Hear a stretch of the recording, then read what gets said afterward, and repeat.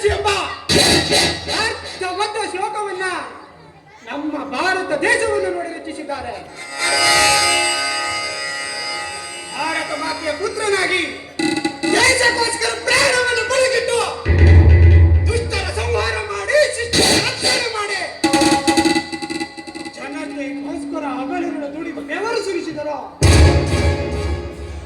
ನಮ್ಮ ಕಣ್ಣಿಗೆ ಮನರಿಸಿ ರಾಜಕೀಯದ ಸಪಾಟ ಮೇರೆಗೆ ಕಳ್ಳಾಟ ನಡೆಸುತ್ತಿರುವ ಕಳ್ಳ ಕಾಕರದ ಮಟ್ಟ ಹಾಕಲಿದ್ದೆ. ನಮ್ಮಪ್ಪ ನಿನಗಿಟ್ಟ ಹೆಸರೇ ಅಜಯ್.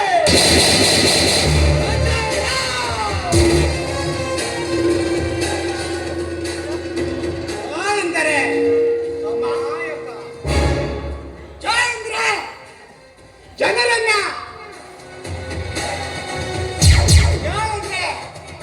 ಯಮನಂತೆ ಕಾಂಡು ಕೊಡುವ ದುಷ್ಟರನ್ನು ಮಟ್ಟ ಹಾಕುವುದೇ ಈ ಅಜಯನ ಕಾಯಕ. ಪ್ರೀತಿಯಿಂದ ಮಮತೆ ತೋರಿ ಬಂದವರಿಗೆ ತಲೆಬಾಗಿ ಅವರ ಸೇವೆ ಮಾಡ್ತೀನಿ. ಅದೇ ಎದುರುತ್ತರ ನೀಡಿದವರಿಗೆ ಸಮಾಧಿ ಮಾಡ್ತೀನಿ. ಆದಿಗೀಗ ಒಳ್ಳೆ ಜನರಿಗೆ ಸೇವೆ ಮಾಡುವ ಸೇವಕರು ನಾವೇ. ಅದೇ ಎದುರು ಬಿದ್ದವರಿಗೆ ಉತ್ತರ ದಾನ ಮಾಡುವ ನರ್ತಕರು ನಾವೇ. ಇನ್ನು ಮುಂದೆ ಅನ್ಯಾಯ, ಅತ್ಯಾಚಾರ, ದುಲಾಡೆ, ಕೊಲೆ ಮಾಡುವ ಕಳ್ಳ ಕಟ್ಟಿ ಮಕ್ಕಳು ಬೆಳೆಯುತ್ತಿಲ್ಲ. ನಾನು ಭಾರತ ಸೇವೆ ಮಾಡುವ ಸೇವಕನೇ ಅಲ್ಲ.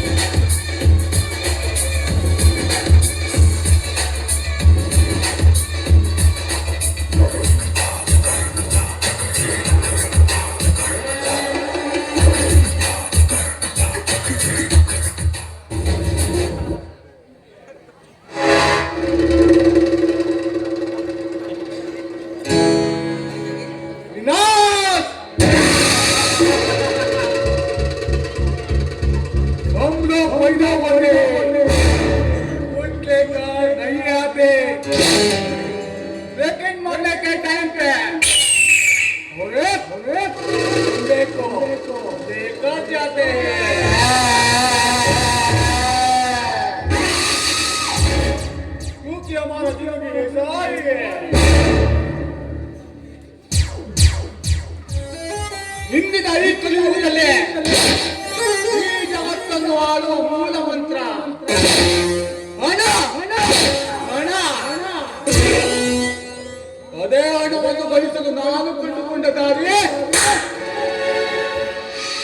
ಚಿಕ್ಕ ಮಕ್ಕಳನ್ನು ಆಗ್ತದೆ.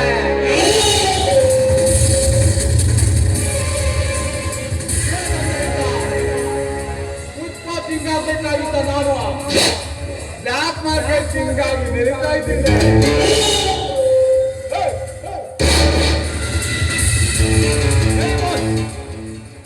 ಈ ಮಕ್ಕಳನ್ನ ಈಗಲೇ ಹೇಳ್ಕೊಂಡೋಗಿ ಬಸ್ಸಿನ ಬಾಯಿಗೆ ಪಾರ್ಸಲ್ ಮಾಡ್ಬಿಡೆ.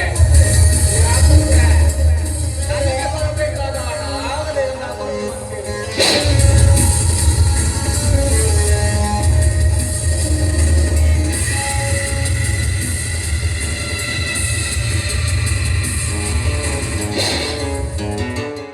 ದಂಡಂ ದಶಗುಣ.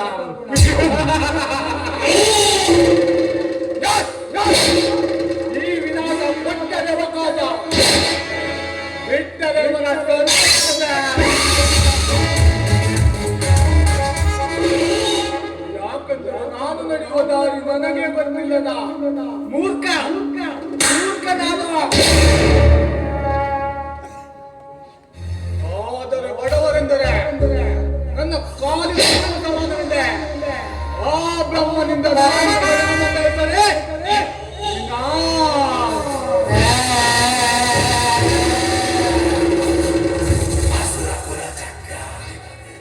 ಬಿ ಅಂದ್ರೆ ವೀರಭಾವಿನ ಮೊರ, ನಾವಂದ್ರೆ ನಾರದನ ಚತುರತೆ, ಸೋ ಅಂದ್ರೆ ಶಕುನಿಯ ತಂತ್ರೆ.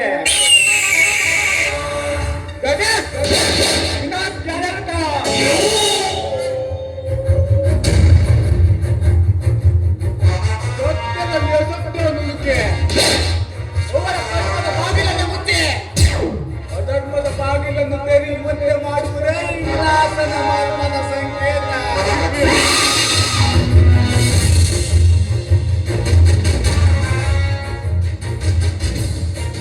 ನನ್ನನ್ನು ಹುಟ್ಟಿಸಿದ್ದು ಯಾರು, ಬೆಳೆಸಿದ್ದು ಯಾರು ಅಂತಲೇ ಗೊತ್ತಿಲ್ಲ. ಆದರೆ ನಾನು ಮಾಡುವ ಕೆಲಸ ಮಾತ್ರ ಯಾರು ಮಾಡದಿರುವ ಕೆಲಸ.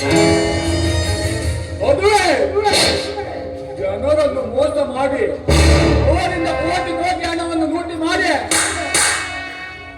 ನನ್ನ ಕಣ್ಣಿಗೆ ಬಿದ್ದ ಚಿಕ್ಕ ಮಕ್ಕಳನ್ನು ಕಿಡ್ನಾಪ್ ಮಾಡಿ ಈ ದೇಶದಿಂದ ಬೇರೆ ದೇಶಕ್ಕೆ ಪಾರ್ಸಲ್ ಮಾಡಿ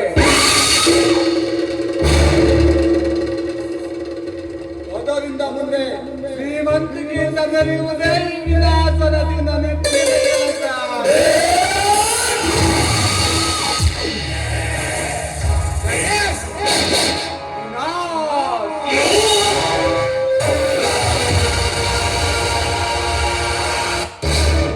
ಹಿಂದೆ ಆ ಬ್ರಹ್ಮ ಬೇರೆಯವರ ಹಣೆ ಮೇಲೆ ಗೀಚಿದ್ದು ಒಂದಾದ್ರೆ ಇನ್ಮುಂದೆ ಈ ವಿನಾಶ ಗೀಚುವುದು ಅವ್ವಗ ಪಾಡಿನ ಮಗನ ಶಾಸನದ ಸಂಕೇತ.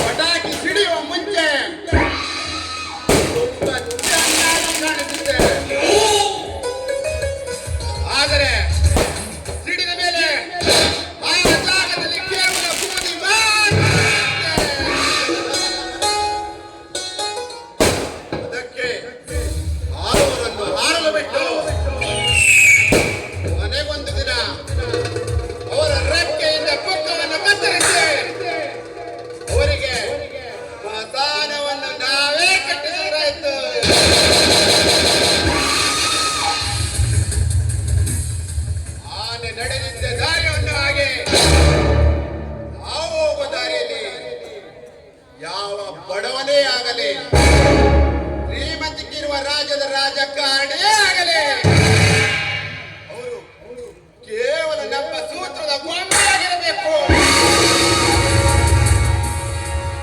ವಿನಃ ನಮ್ಮ ತಂದೆಗೆ ಅಡ್ಡ ಬರಬಾರದು. ಬಂದರೆ ಅವರನ್ನು ಅಡ್ಡಡ್ಡಲಾಗಿ ಕತ್ತರಿಸಿ ಅವರ ಬಾಡಿಯನ್ನು ಊರ ಗಡಿಬಾಗಿಲೇ ತೋರಿಡುವುದೇ ಈ ವರ್ತನ ಕಾಯಕ. ಈ ವರ್ತನ್ ಮನಸ್ಸು ಮಾಡಿದರೆ ಪ್ರಾಣಕ್ಕೆ ಪ್ರಾಣ ಕೊಡಲು ಚಿಂತ ಇಟ್ಟರೆ ಅವರ ಪ್ರಾಣ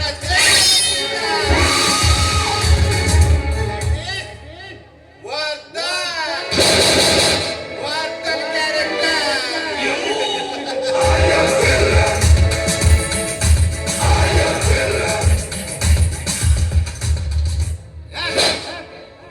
ಈ ಜೋಡಿ ಹುಲಿಗಳು ಒಟ್ಟಿಗೆ ಇದ್ದರೆ ನಮ್ಮ ಮಡ್ಡಾಗೋಕೆ ಯಾವ ದಿಟ್ಟ ಅಧಿಕಾರಿ ಇಲ್ಲ. ಉಳಿಯುವುದು ತುಂಬಾ ಕಷ್ಟದ ಕಷ್ಟ. ಗೆಳೆಯ, ಇದು ವಿನಾಶ ಒಟ್ಟನ್ನು ಕಟ್ಟಿದ ಕೋಟೆ ಕಣ. ನಮ್ಮನ್ನು ಬೇರೆ ಮಾಡಲು ಇದುವರೆಗೂ ಹುಟ್ಟಿಲ್ಲ, ಹುಟ್ಟೋದು ಇಲ್ಲ. ಒಂದು ವೇಳೆ ನಮ್ಮ ಮುಂದೆ ಕೈ ಮಾಡಿ ತೋರಿಸಿದರೆ ಅವರ ಬಾಡಿಯಲ್ಲಿ ಆ ಕೈಗಳೇ ಇರುವುದು ತುಂಬಾ ಕಷ್ಟಕರ.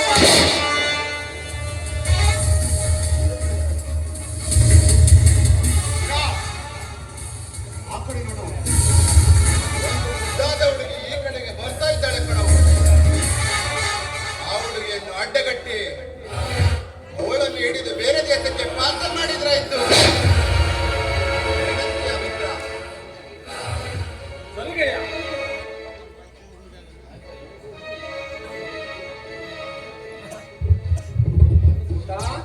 ಸ್ಕೂಲಿಂದ ಇವಾಗ ಬಂದ್ಯಾ? ಹೌದು ಅಂಕಲ್.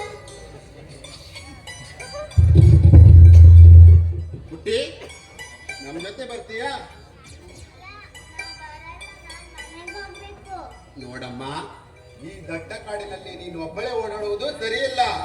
ಇದಕ್ಕೆ ನಿನ್ನನ್ನು ನಿಮ್ಮ ಮನೆಗೆ ಬಿಟ್ಟು ಅಲ್ಲಿಂದ ನಾವೇ ಹೋಗ್ಬಿಡ್ತೀವಿ. ಪುಟ್ಟೆ, ನನ್ನ ಮಕ್ಕಳು ಅಲ್ವಾ, ಬಂಗಾರ ಅಲ್ವಾ, ನನ್ನ ಜೊತೆ ಬರ್ತೀಯಾ?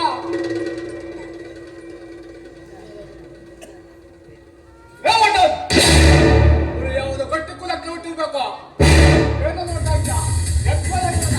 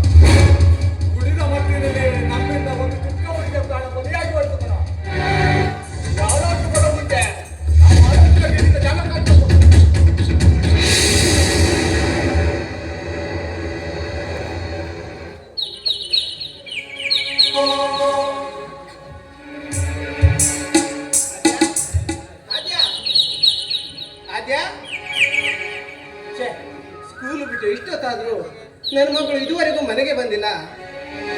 ಎಷ್ಟಪ್ಪ ಹೋಗಿರ್ಬೋದು? ತನ್ನ ಗೆಳತಿಯರ ಮನೆಗೆ ಏನಾದರೂ ಹೋಗಿರ್ಬೋದಾ? ಛೆ ನನ್ನ ಮಗಳು ಹಾಗೆಲ್ಲ ಮಾಡೋಳೆ ಅಲ್ಲ. ಶಾಲೆ ಬಿಟ್ಟ ತಕ್ಷಣ ನೇರವಾಗಿ ಮನೆಗೆ ಬರ್ತಾ ಇದ್ಲು. ಕಾಡಿನ ದಾರಿ ಬೇರೆ, ಕಾಡು ಪ್ರಾಣಿಗಳ ಬಾಯಿಗೇನಾದ್ರು ಚಚೆ ಹಾಗೆಲ್ಲ ಯೋಚನೆ ಮಾಡಬಾರ್ದು.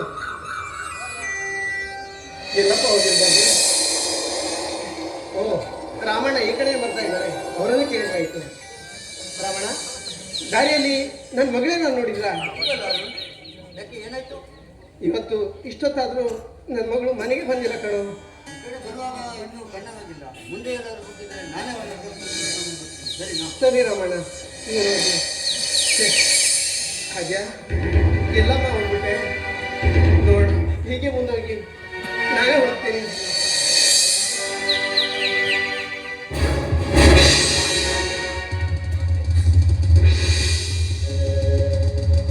ಇದು ಇದು ನಮ್ಮ ಅದೇ ಆಗಲ್ವಾ?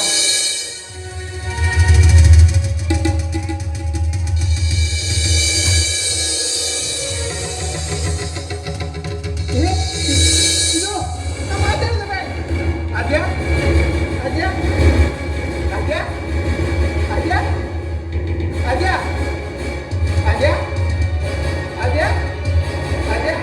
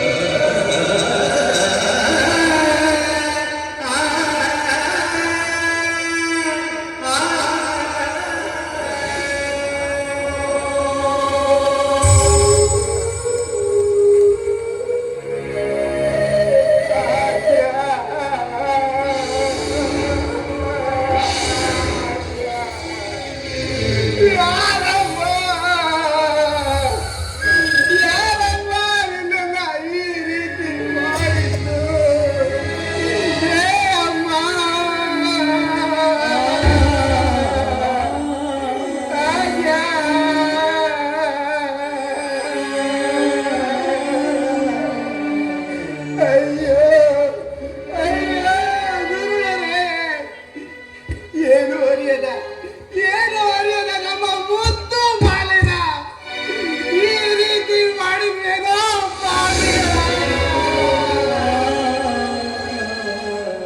ನಮ್ಮ ಕರುಳು ಕುಡಿ ಕಂಡ್ರ. ಇದು ಕುಡಿ ಇಂಥ ಕರುಳು ಕುಡಿಯೋ ಬಾಳದೆ ಹಸಿ ಹಸಿಯಾಗಿ ಚಿತ್ರ ಹಿಂಸೆ ನೀಡಿ ಈ ರೀತಿ ಮಾಡಿದ್ರೇನೋ ಅದ್ಯಾ ಒಂದೊಮ್ಮೆ ಕಣ್ಣು ಬಿಟ್ಟು ನೋಡಮ್ಮ. ಈ ಮುದ್ದು ಹುಡುಗಿಯಿಂದ ಎಷ್ಟೋ ಕರನ್ನ ಕಂಡಿದ್ದಲ್ರು. ಕರದಿಯ ಸಾಮ್ರಾಜ್ಯವನ್ನೇ ನುಚ್ಚು ದೂರ ಮಾಡಿ ಅದ್ಯಾ ನಿಮ್ಮ ಅಪ್ಪ ಬಂದಿದ್ದೀನಿ ನೋಡಮ್ಮ.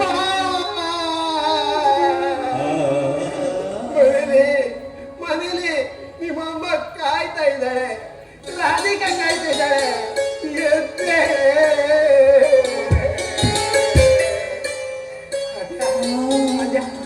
ಯಾವತ್ತು ರಾತ್ರಿ ಮಲಗುವಾಗ ಅಪ್ಪ ನನಗೆ ನಿದ್ದೆ ಬರ್ತಾ ಇಲ್ಲ, ಪದ್ಯ ಹೇಳಪ್ಪ ಪದ್ಯ ಹೇಳಪ್ಪ ಅಂತಿದ್ಯಲ್ಲಮ್ಮ. ಈಗ ಈಗ ಪದ್ಯ ಹೇಳ್ತೀನಿ, ಹೇಳ್ತಿ ಅಲ್ವಾ ಕಂದ? ಹೇಳ್ತಿ ಅಲ್ವಾ?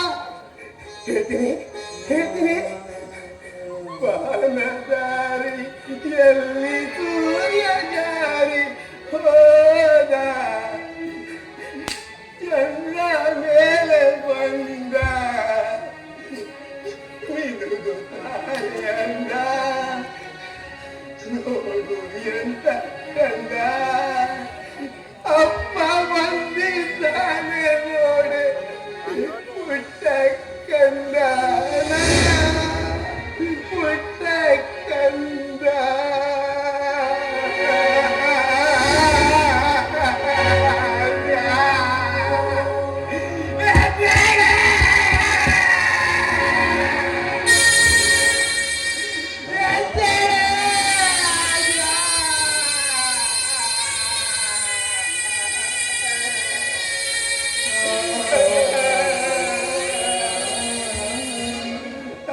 ಯಾ